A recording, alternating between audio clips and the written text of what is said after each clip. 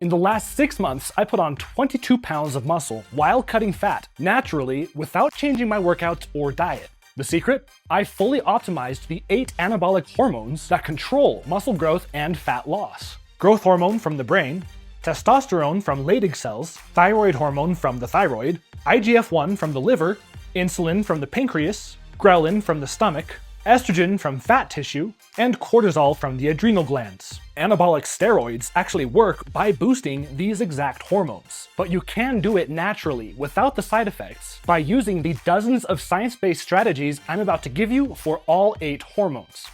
Let's get to it. First is growth hormone, or HGH, which may be the most important anabolic for building muscle and burning fat at the same time. It's made by the pituitary gland and mostly released in 6 large pulses per day, unless they're blocked by high fatty acids, the stress hormone cortisol, somatostatin, or high insulin. Once released, it boosts muscle size, strength, and endurance, growing fast and slow twitch fibers equally, unlike some of the other hormones we'll discuss. And it increases fat burning up to 60%. So yeah, you want to boost growth hormone as much as you can naturally. And here are 21 proven ways to do that.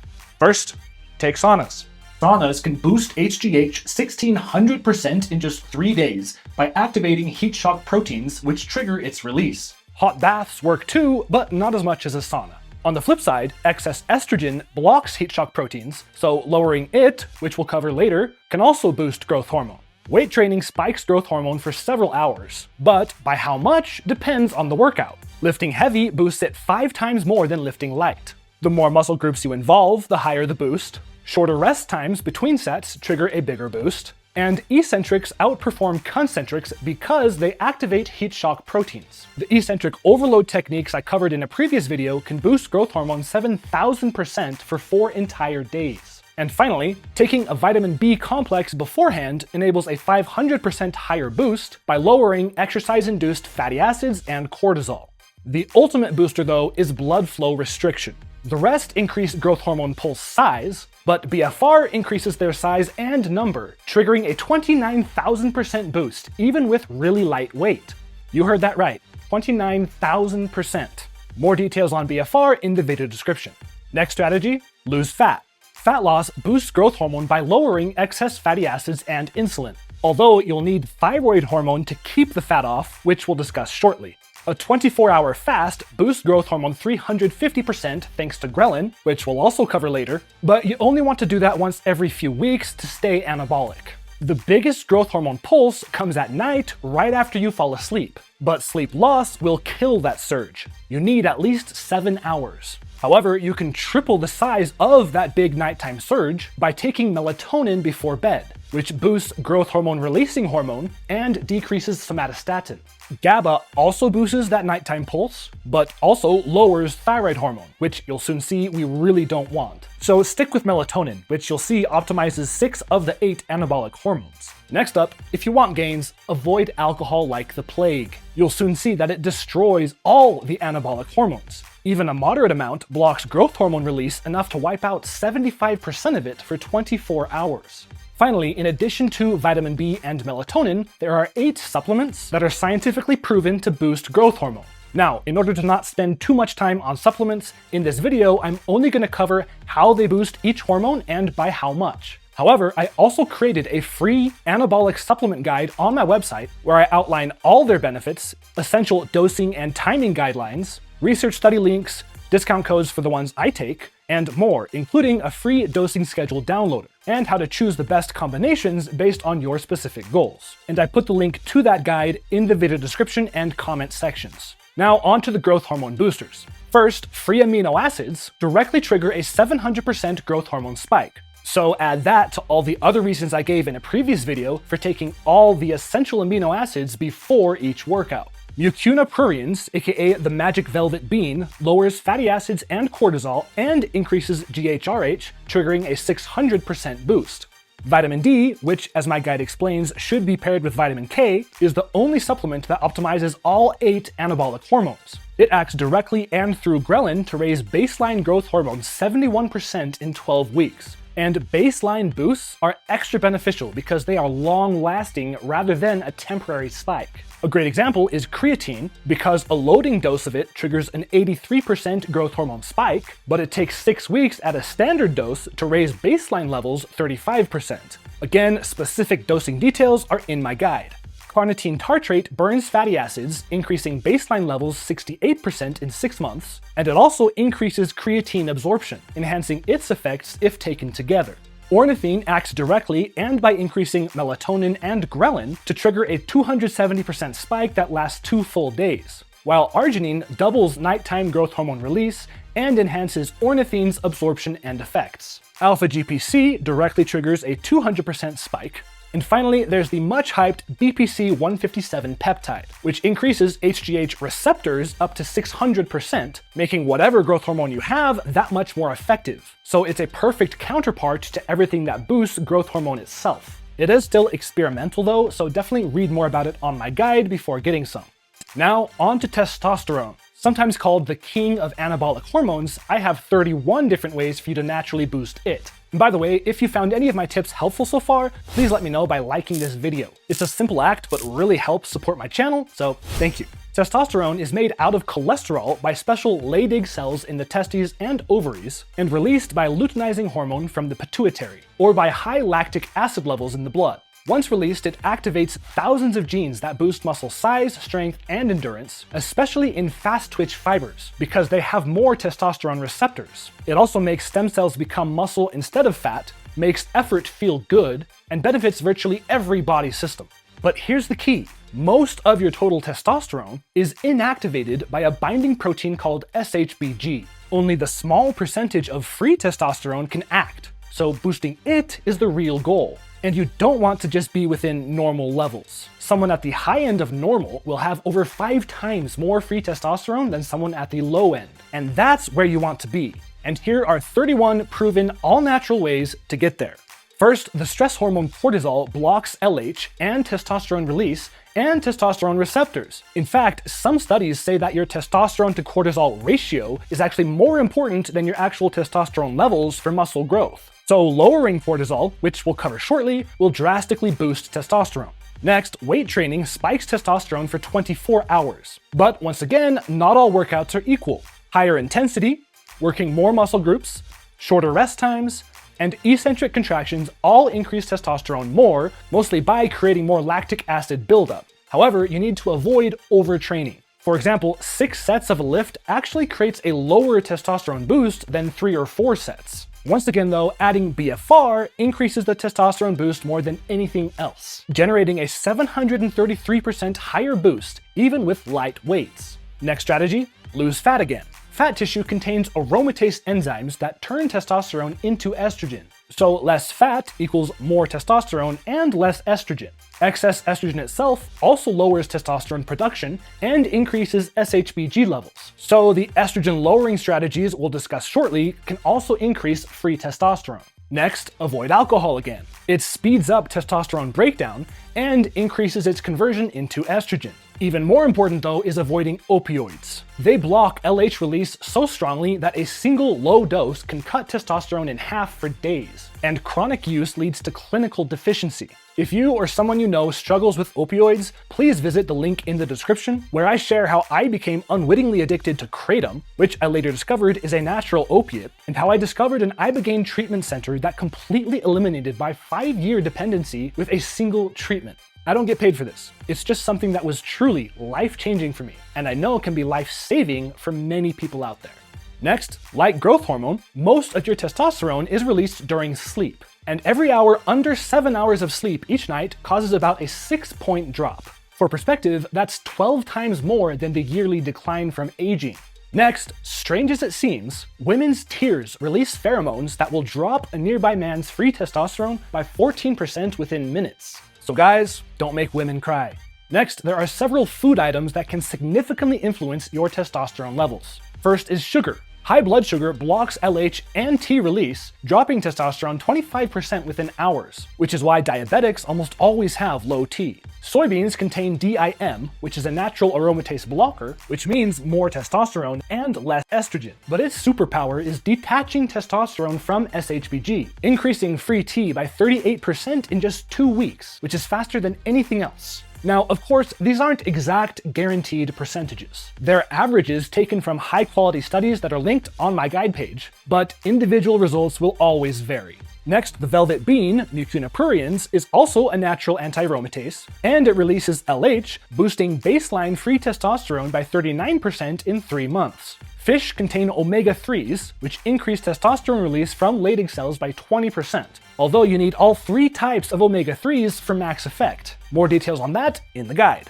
Finally, a high-fiber diet will increase testosterone by 15%, but not getting enough will lower it by 15%. Unfortunately, most people don't even get the minimum amount of fiber from their diets, and so should be supplementing it. And that brings us to supplements in general. There are many bogus testosterone boosters out there. However, the following 9 are backed by solid research. The herb fenugreek might be the strongest natural aromatase blocker that exists, and doubles free testosterone in just 8 weeks.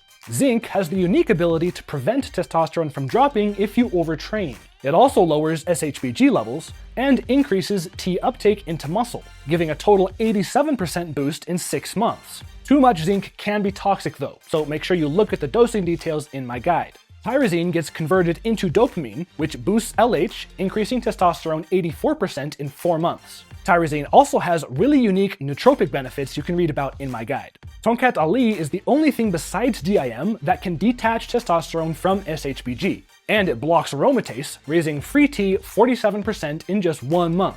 Creatine raises baseline DHT, a more potent form of testosterone, by 56% in just 7 days. Boron is the best at lowering SHBG levels, thus increasing free testosterone 28% and DHT 10% in just 7 days. Ashwagandha root boosts LH and DHEAS, which gets converted into testosterone, raising it 20% in 8 weeks. Vitamin D binds directly to Leydig cells, boosting baseline T 20% long-term. More if you take it with magnesium, which converts vitamin D into its active form, and helps convert cholesterol to testosterone, and blocks SHBG, increasing free testosterone 26% in 4 weeks. You need a high absorption form of magnesium though, which I also discuss in my guide, where you'll also find several more testosterone boosters that I didn't cover here for the sake of time. I'll wrap up testosterone by saying that it's essential to know what your actual total and free testosterone levels are. I personally use the comprehensive panel from Blokes because it's the only test I could find that analyzes all the anabolic hormone biomarkers in a single test, including total and free testosterone, SHBG, LH, cortisol,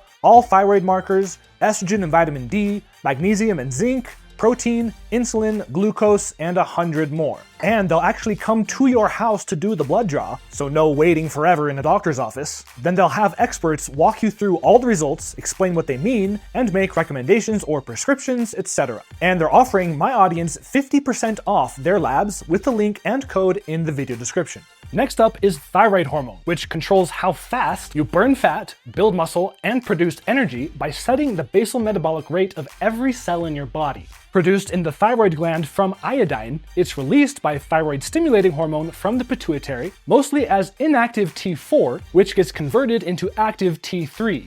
Unlike other fat loss methods, T3 prevents cravings and fat regain. So more thyroid hormone means easier fat loss and actually keeping it off. It also transforms stem cells into large fast-twitch fibers, and triggers slow to fast-twitch conversion, then makes them all even bigger by releasing the hypertrophy hormone IGF-1, which we'll discuss next. Thyroid hormone also increases muscle blood flow, oxygenation, nitric oxide content, and ATP production, thus boosting workout energy, endurance, and pump. So naturally boosting your thyroid hormone levels will yield incredible benefits, and here are 18 ways to do so. Saunas raise thyroid hormone 30% by triggering TSH release. On the opposite end, true cold plunges also increase thyroid hormone via TSH release, spiking whole body metabolism by 350%. Lifting spikes T3 levels about 20%, which is why you suddenly have more energy after you start working out, but only 2 things affect the size of that boost. The first is intensity, with about 70% of your 1 rep max elevating it the most, while overtraining will tank it even more than testosterone. And second, BFR adds another 10% boost. There is some new evidence that exercise order also affects T3 levels, but I personally don't think it's enough to let that determine how you structure your routines. Next, avoid the following 5 thyroid hormone killers. Low-calorie diets wipe out 2/3 of your thyroid hormone in 12 weeks. And remember, without thyroid hormone, you'll just regain any fat you lost. So lose fat via exercise, anabolic hormones, and eating clean, not by eating significantly less than you need. The stress hormone cortisol blocks TSH and T3 production and T4 to T3 conversion. Combined, high cortisol can slash baseline levels 63%. So you can begin to see the importance of the things we'll cover in the cortisol section on how to lower it. Excess estrogen also blocks T4 to T3 conversion and inactivates T3 itself, again highlighting the importance of what we'll cover in the estrogen section. Alcohol is toxic to the thyroid itself, making it unable to respond to TSH. Finally, my guide has a list of drugs and environmental toxins that disrupt thyroid function that you should be aware of. The best way to actively boost your thyroid hormone levels is via nutrition. Most important is iodine. You can't make thyroid hormone without it, yet most people don't get enough. Seafood and iodized salt are good sources, but the fluoride and chlorine in your drinking water actually displaces it in the body. So, contrary to popular belief, most people should be supplementing iodine. Too much is rare but toxic, so check my guide for dosing details. Next, one Brazil nut a day triggers an 83% boost in 3 months because they're extremely high in selenium, which converts T4 to T3. Omega-3s increase T3 receptors, making whatever thyroid hormone you have much more effective, in one study increasing BMR by 59% in 10 weeks. Vitamin D boosts TSH release and T4 to T3 conversion and keeps T3 from being broken down, raising it 48% in 8 weeks. Tyrosine is used to make T4 and can thus raise T3 by 47% in 10 weeks. The herbs rhodiola rosea and ashwagandha both reduce oxidative stress in the thyroid, boosting T3 about 45% in 8 weeks. Zinc and magnesium both have the unique ability to keep thyroid hormone from dropping if you overtrain, and support T4 to T3 conversion, so they can also raise it about 25% in 10 weeks. And finally, vitamins B2, 6, 9, and 12 all play key roles in thyroid function. Final tip, before boosting your thyroid hormone, you need to know your actual baseline levels, because it is possible and dangerous to have too much. And the test I mentioned before that's in the video description and on my guide is one of the few that will provide all the thyroid info you need, and they'll walk you through what each marker means. Next up is IGF-1, or insulin-like growth factor 1, which I call the hypertrophy hormone because it's the best at boosting muscle growth. So much so that it's on the world anti-doping list. IGF-1 is made in the liver, where it's released by growth hormone, and in muscles themselves, where it's released by growth hormone and thyroid hormone. IGF-1 also triggers new neuron growth in the brain, enhancing memory and cognition. So for gains in muscle and intelligence, you want to boost IGF-1 as much as you can via natural means. Here are 19 of them. First, since it's released by growth and thyroid hormones, all of the training techniques we discussed for them will all also boost IGF-1, with BFR raising it 5 times more than anything else. And all the other thyroid and growth hormone strategies we discussed will all boost IGF-1 as well. So here I'll only cover the things that directly affect IGF-1 rather than just through those two.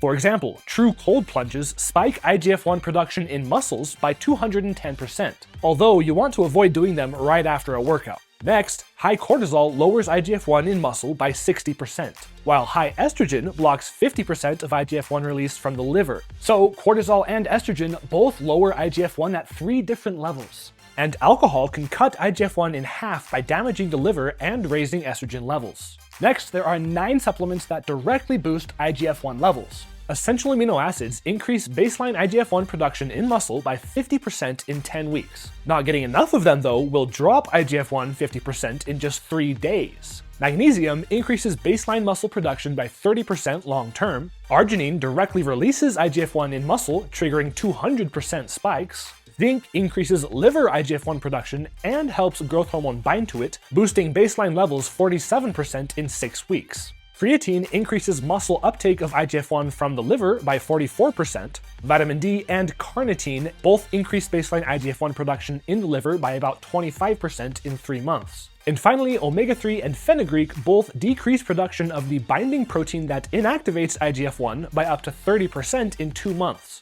And with that, let's move on to insulin, which was accidentally discovered as an anabolic when diabetics started injecting it. It's a unique one though, because its net effects can be good or bad. Produced in the pancreas, insulin is released by glucose, aka blood sugar, or amino acids, which it then pumps into muscle to fuel growth and prevent breakdown, especially in slow-twitch fibers. However, it also does the same thing for fat, storing it and preventing its breakdown.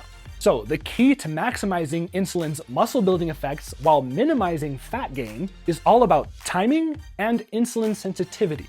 You want low baseline insulin to minimize fat storage, then spike it around workouts to maximize muscle growth. High insulin sensitivity, which is the opposite of insulin resistance, helps with both by lowering baseline levels and enhancing the spikes. So here are 15 strategies you can use to optimize insulin. First, true cold plunges can increase insulin sensitivity by 43% in just 10 days by increasing glucose transporters, brown fat activation, and lowering inflammation.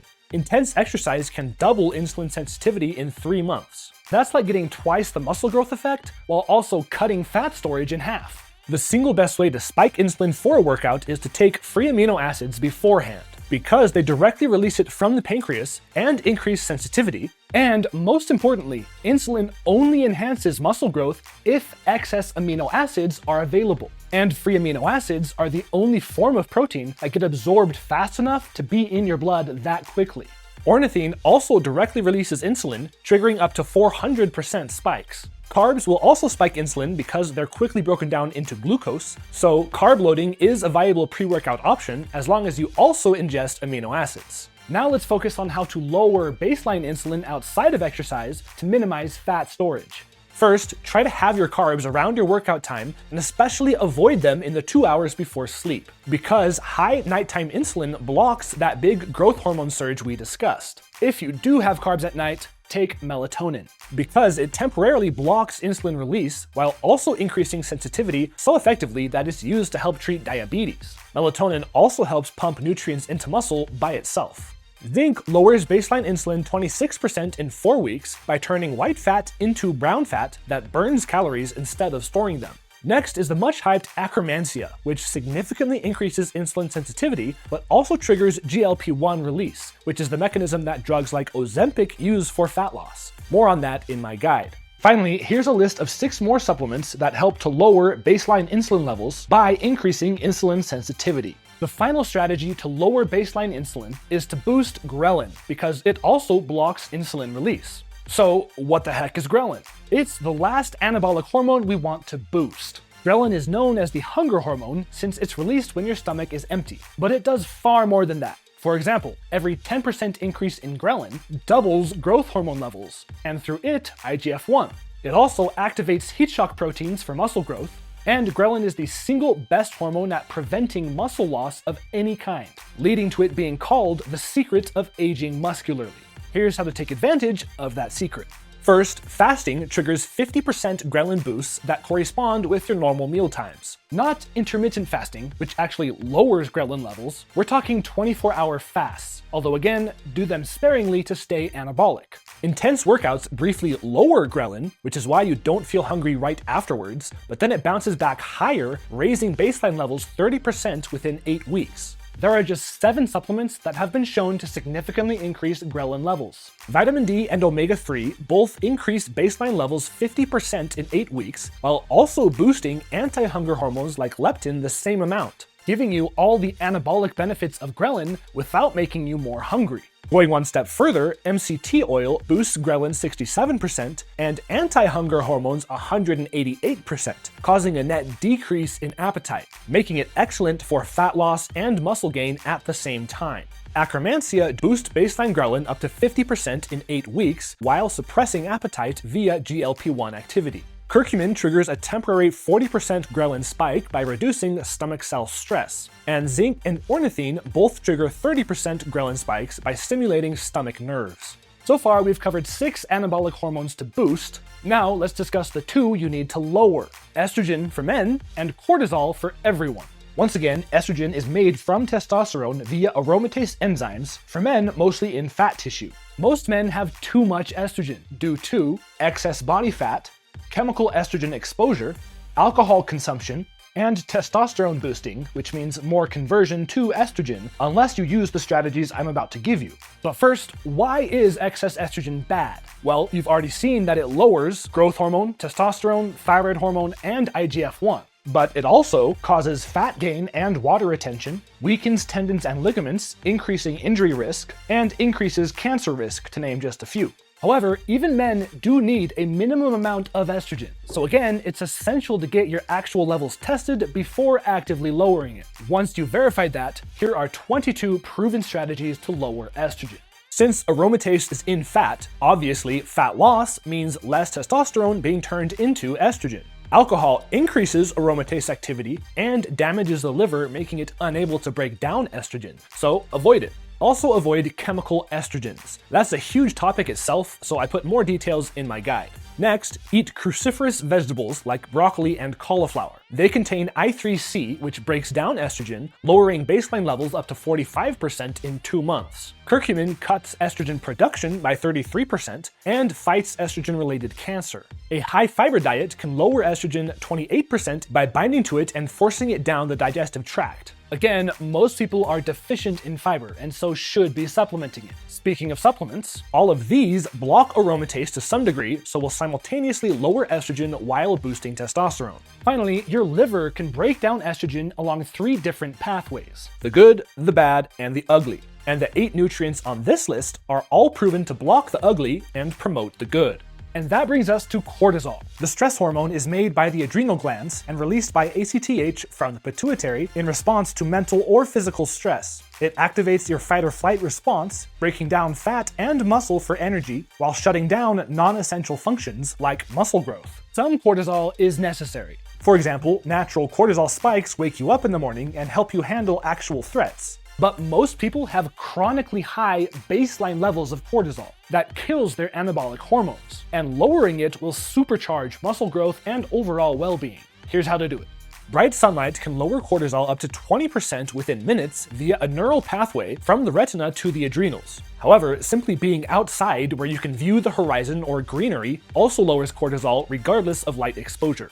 Intense training briefly spikes cortisol because it's physical stress, but then lowers baseline levels up to 50% within 8 weeks, as long as you don't overtrain. If you do, cortisol stays high, hindering gains and recovery. Exercise also decreases how much cortisol is released from mental and emotional stress, making you better able to cope. Sugar actually does that too, which is why pounding ice cream when you're stressed actually works, but I don't recommend that particular strategy. Saunas also temporarily spike cortisol due to heat stress, but then release endorphins and heat shock proteins that suppress ACTH, lowering baseline cortisol 40% in just 7 days. A single meditation session can temporarily lower cortisol levels by at least 20%, and recent research shows that just 5 minutes of structured breathing may be even more effective. More on what structured breathing is and how to do it in my guide. The flip side of cortisol lowering anabolic hormones is that the reverse is also true. Testosterone blocks cortisol receptors, and growth hormone blocks ACTH release, so boosting them will help lower cortisol as well.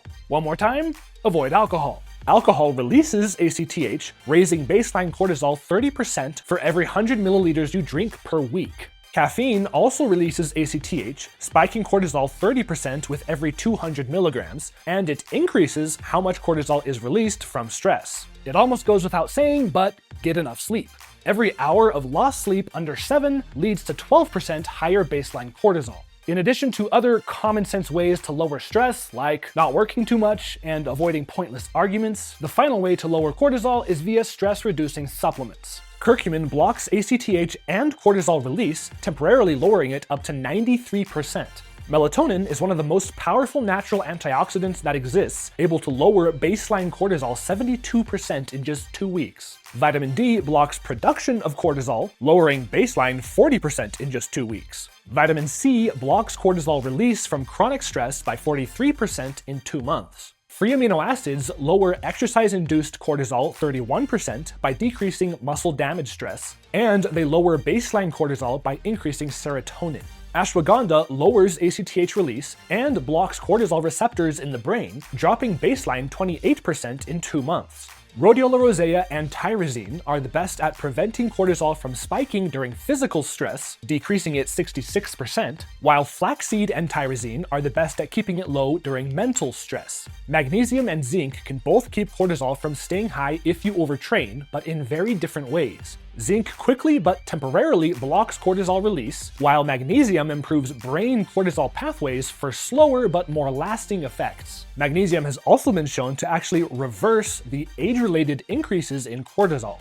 And there are multiple other supplements that have proven effective at lowering cortisol that you can read about in my guide, where again, you can also find all the dosing and timing instructions for every supplement we've covered, along with all the study links, discounts, how to pick the right combinations based on your specific goals, a customizable schedule downloader, and everything else you need. And again, the link to that guide is in the video description and the comment section. And by the way, I'm often able to negotiate even higher product discounts for my All Access Premium members, which you should also check out if you want to combine nutrition with science-based workout programs. If you liked this video, you'll love Fitness Tip Friday, my extremely popular weekly email newsletter and podcast that gives a short science-based fitness tip you can apply right away and is completely free. You can also follow me on Instagram and TikTok for additional content.